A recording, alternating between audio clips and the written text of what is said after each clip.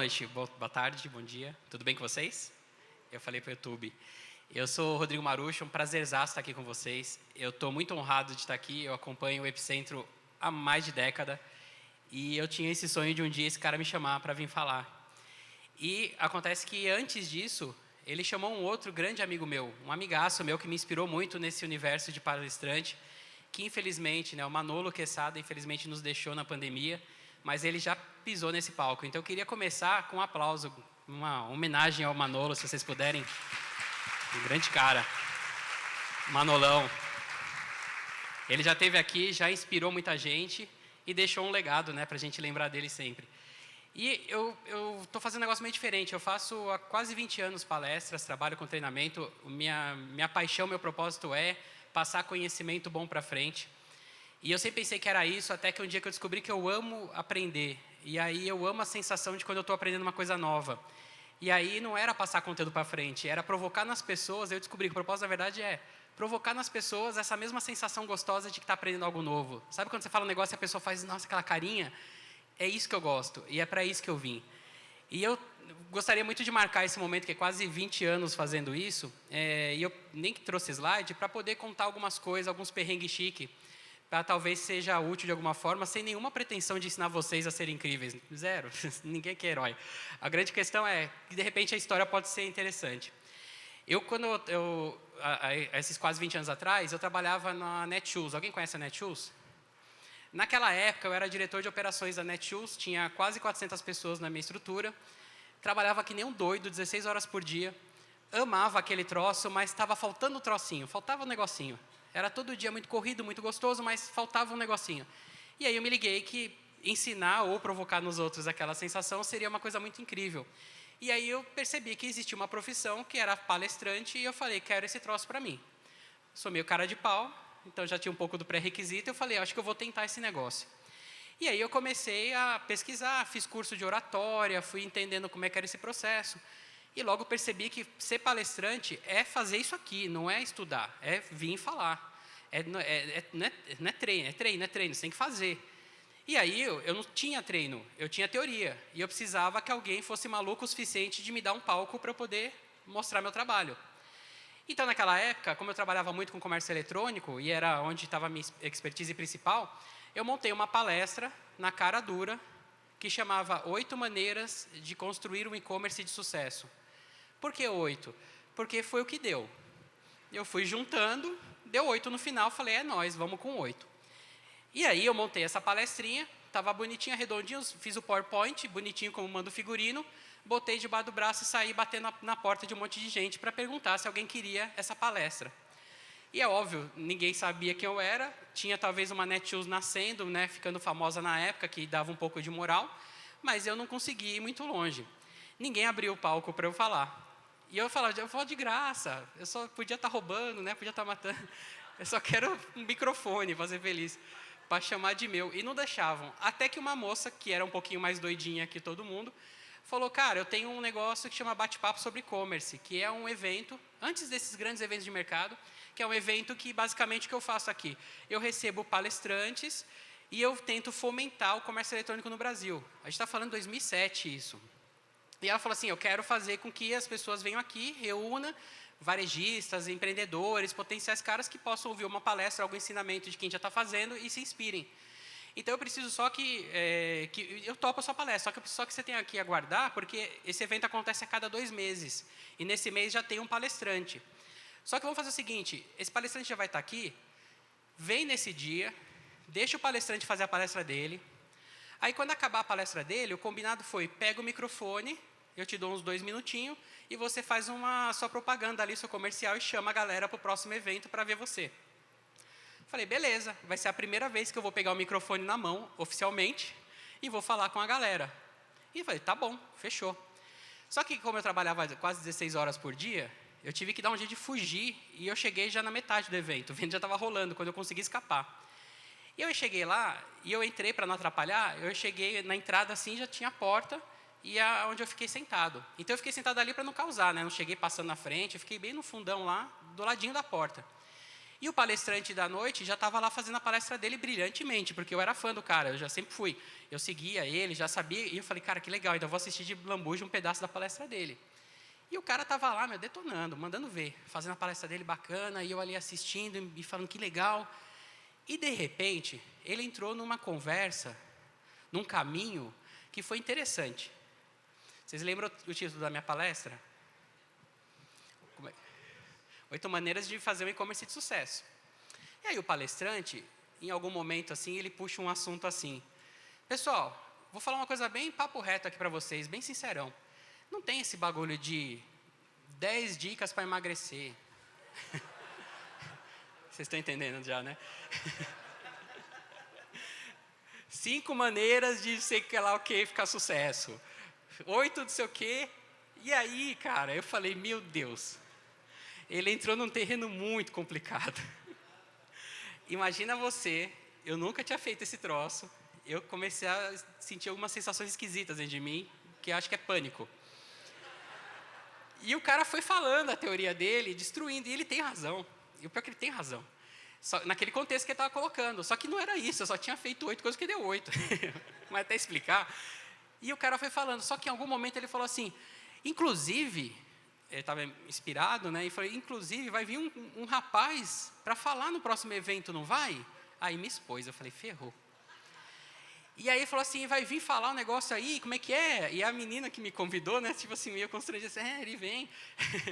E ele disse, o quê? 8 maneiras? Então, gente, não dá, não é assim. E aí eu pensei, poxa, mas não foi nesse sentido, ele foi legal. Só que ele falou assim, não é assim, tem que ter mais coisa. E ele estava explicando a teoria dele. Só que imagina eu sentadinho ali perto da porta, e eu comecei a pensar assim, cara, ninguém me conhece. Eu não existo para o mundo das palestras. A chance de eu não aparecer e ninguém notar é excelente.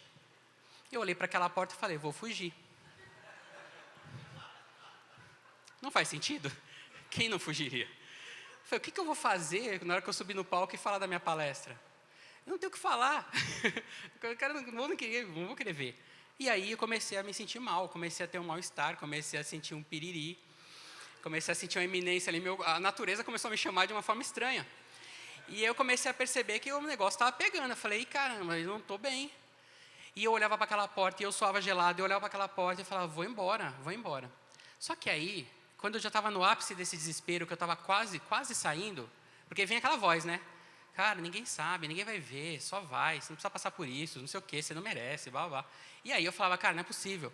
E aí chegou um negócio e me deu um estalo. E eu falei, por que eu vim aqui? Me veio essa pergunta. Eu vim aqui porque eu sonhei na minha vida em ser um palestrante. É o meu sonho, é a minha vontade de fazer. Se vão gostar ou não, é outro problema, mas eu nasci para fazer esse troço, é isso que eu quero. E esse cara, filho da mãe, não tem esse direito de tirar essa porra de mim. Desculpa aí, YouTube. Fiquei puto. Eu comecei a ficar nervoso e com raiva, com muita raiva. Eu falei, o que ele pensa que é? Que filho da mãe. E comecei a falar um monte de palavrão mental. E xinguei muito, várias gerações dele. Ele não, o que ele pensa que é? Não tem esse direito, e não sei o que, vai se ferrar, não sei o que. Não vou embora não. Ah, o quê? Eu vou embora? Ali eu aprendi, quem assistiu Divertidamente sabe o que eu estou falando. Eu aprendi que as emoções, elas são todas excelentes, inclusive a raiva, desde que você canalize ela bem. Ali eu acabei de aprender como canalizar a raiva para uma coisa boa. Eu não quis matar ele, a vontade era essa, mas eu falei, eu vou canalizar essa raiva para não fugir, eu não vou escapar. Eu vou encarar. Então a raiva fez eu ficar. Excelente aprendizado. E aí eu fiquei de raiva. Aí resolvi. Bom, problema resolvido, não vou fugir, vou ficar aqui, vou encarar. E aí beleza, me acalmei, continuei vendo ele falar, só que aí veio um negócio. Tá, mas você vai subir e vai falar o quê? Aí voltou tudo, pânico de novo, desespero. Socorro, ferrou, e agora o que eu faço? Porque assim, eu resolvi o problema de não fugir, mas não tenho o que falar para a galera não vai querer me acreditar em mim, não vai gostar da minha palestra. E aí voltou todo o desespero, e aí veio um outro recurso que eu nunca tinha usado na vida, nem sabia que tinha, ou que poderia ser útil para mim. Eu sempre fui um cara meio assim, ateu, graças a Deus, né? Meio distante das coisas. E eu falei, cara, minha mãe sempre falou que quando o bicho pegar, faz uma oração. E eu resolvi rezar, eu não era um cara que rezava. Eu parei, respirei fundo e falei assim, Deus, oi sumido, tamo junto, me ajuda aí que eu não sei o que fazer, cara. Eu vou subir lá, não sei o que eu vou falar, resolve dar seus pulos, você que criou essa parada, eu sou teu filho aqui, é nós, vamos junto. Foi a minha oração, mais ou menos assim. Juro, foi assim. Eu com Deus, a gente é assim, meu brother. E eu falei, Deus, resolve aí minha parada. Eu não sei o que eu vou falar. Só sei que eu vou. Agora o que vai acontecer eu não sei. E foi muito interessante que me bateu uma calma muito incrível. Imediatamente eu fiquei muito calmo. Deu um efeito assim, parece que baixou. Eu falei, show. Não sei o que vai acontecer, não sei o que eu vou fazer, mas eu vou. Mas eu estou tranquilo. Alguma coisa de bom vai acontecer, porque assim, eu pedi, qualquer coisa a culpa é de Deus, né? Eu pedi ajuda, não veio? Já estava lá tranquilaço. E fui. Aí acabou a palestra.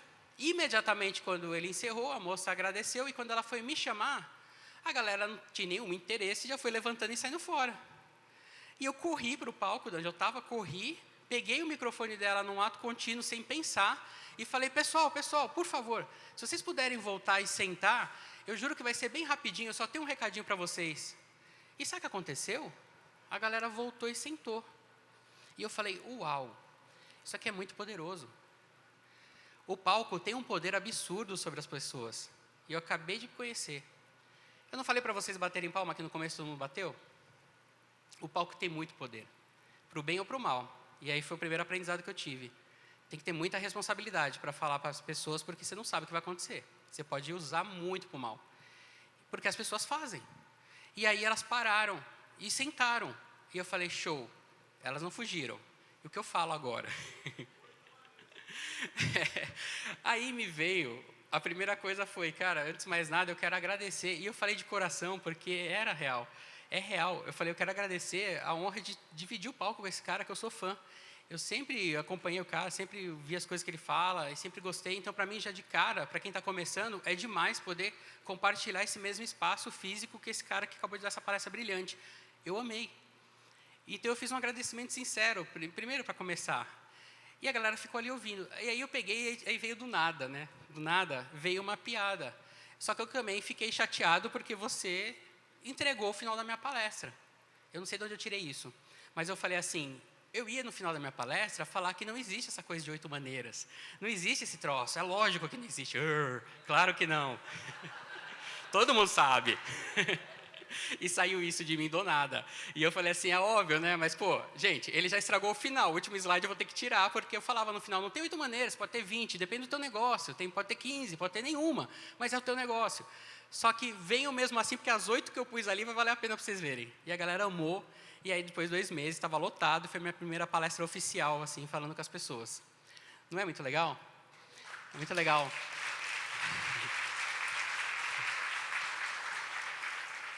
E olha só, até hoje, isso fez uma transformação tão poderosa em mim que eu não tenho medo de público. Eu já palestrei para quase 10 mil pessoas, assim como eu palestro para 10. Não faz diferença, porque não é as pessoas, é o que a gente tem que passar para frente, é a nossa missão. E a gente consegue fazer isso com o coração e fazer as coisas acontecerem, apesar de todos esses testes que vão acontecer. Porque parece que a vida vai falar assim, você quer isso mesmo?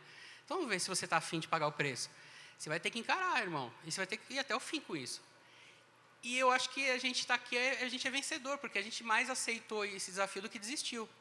Se a gente tivesse desistido, a gente nem estava aqui hoje. Eu não estou falando sobre palestrante, é todo mundo. A gente tem esses nãos da vida e esses desafios, e a gente vai aos pouquinhos aprendendo a criar um pouquinho de casquinha, né, que a gente vai superando. E aí teve um outro passo interessante, por que é magia e excelência aqui? Porque há 8 anos atrás eu tive contato a primeira vez com a Disney, e fui estudar no Disney Institute, que é a escola de negócios deles lá na Flórida. Eu nem queria, eu fazia consultoria em paralelo às palestras e eu resolvi aprender para poder usar aquilo que eu aprendi nas consultorias. Mas eu fiquei muito encantado e isso virou uma coisa que mudou minha vida. Eu tenho hoje um negócio chamado Magia da Excelência, alguns viram que já tem até o livro. Ele tem treinamentos variados e tal, e não estou vendendo nada, não é, eu só estou contando para contextualizar. Mas o principal que eu tive lá foi que eu tive acesso a uma cultura de excelência como eu nunca tinha entendido. Excelência para mim era fazer perfeito, e excelência para mim era uma obrigação. Porque vamos combinar, você tem que tirar 10 na prova, só que você passa com 7, por que você se mata para tirar 10? A excelência é você tirar 10, mas com 7 você passa, então estou com preguiça. Eu nunca fui um cara que pensava que isso fazia sentido. E aí eu descobri que a excelência era muito mais profundo que isso. A excelência, e essa tal da magia, é uma construção de vida que ela faz com que você tenha a sua consciência feliz, porque você fez aquilo que você podia fazer de melhor naquele dia. Eu entendi lá na Disney, estudando com eles, que excelência é você fazer o melhor com o que você tem condição hoje. Você pode fazer muito mais, talvez. Você até sabe que poderia fazer mais. Mas nas condições que você tem hoje, ideais, se você se dedicar a fazer, já praticou excelência. Não tem que ser perfeito, não tem que ser incrível. Não, eu sou melhor, isso é incrível. Então, mexeu muito comigo. E aí, esse processo do Magia da Excelência, ele se transformou num treinamento aberto ao público, com várias edições. E aí, eu estava na 30ª edição, de 30 edições, que a galera se inscrevia, e se inscreve e vai lá participar. E aí, cara, depois de 30 vezes que você faz, o palestrante sabe disso. As piadas já estão encaixadas, você já sabe o que você fala que o público vem, você já tem meio que um script. É tipo stand-up, o cara já sabe as piadas que entram. Você pega a manha, você faz várias vezes e a coisa fica legal. É teste, é treino e você vai melhorando. E aí eu cheguei num ponto, estava na 30ª edição, entrou todo mundo e eu ali com a turma. E eu soltava um negócio, todo mundo vinha comigo, um cara não vinha. E aí eu soltava um negócio e falei, não, agora vai arrasar, agora vem todo mundo comigo. E o cara não ria. Agora eu vou falar um negócio aqui, vai impactar. O cara não ficava impactado. E aí eu fui ficando preocupado. Falei que tem alguma coisa ali. No meu começo como palestrante, que o ego é maior do que o processo, a gente fica muito mal, porque a gente pensa que não está agradando e a gente só foca na pessoa que não está gostando, ou que parece que não está gostando, e a gente se desmoraliza na frente do público. Eu já tinha entendido que não era isso, que é uma escolha do cara, de repente, e às vezes não é para ele, e está tudo certo, a gente não vai agradar todo mundo. Então eu desencanei, só que fui até o fim do processo. E fiquei curioso com aquilo. Eu falei, por que esse cara não se animou, cara? Aí acabou, e aí ele não ia embora. E a gente tem um negócio que é igual da Disney. A Disney trabalha com a ideia de palco e bastidores. Palco é onde tem cliente. Eu não posso ter nenhum erro. E bastidores é onde o cliente não vai. Porque você vai num parque e tudo é impecável. Então a gente também usava esse conceito. Então, enquanto não sair o último cliente, a gente não pode desmontar. E o cara não ia embora. E a gente não podia desmontar para a FENAT. Tinha que ficar com o palco aqui montado, tudo bonitinho, porque eu não posso mostrar os bastidores para ele. É um cliente. E ele pegou e sentou e ele começou a escrever, ele não ia embora. Ficou escrevendo, a gente, pô, o cara não vai embora. Mas deixei no tempo dele. Aí ele acabou de escrever, ele dobrou esse papel que ele escreveu, ele veio até a mim, aí ele virou o papelzinho fechado e falou assim, cara, eu quero te agradecer muito pelo treinamento que a gente teve hoje. Eu falei, uau, ele gostou. E eu queria te deixar esse bilhete, mas não lê enquanto eu estou aqui, espero eu sair e você lê. Aí ele saiu, aí ele acabou de sair, eu li o bilhete.